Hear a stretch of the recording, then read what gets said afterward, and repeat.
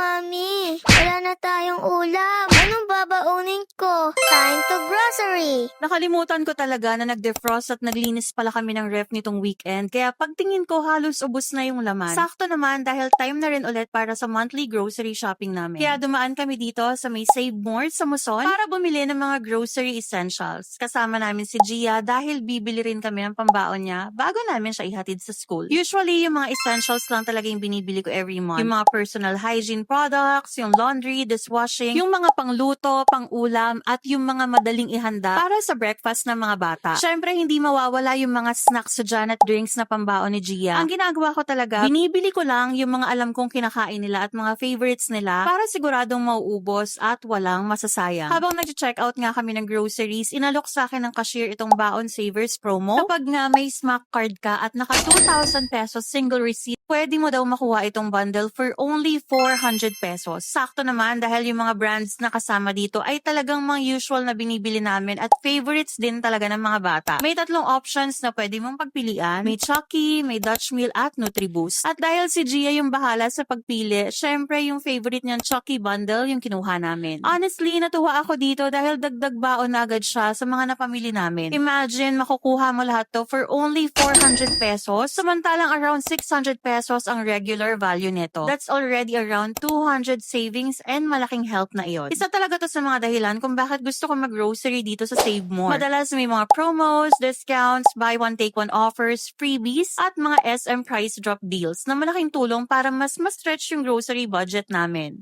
Kaya nga kung smack holder ka rin, mag-grocery ka, available to until June 30th, baka gusto mong i-check itong Baon Savers promo. Sulit na sulit to, lalo na kung may kids ka na pinaghahandaan ng baon araw-araw. Saktong-sakto kasi it's back to school season na. O siya, tara, grocery shopping tayo!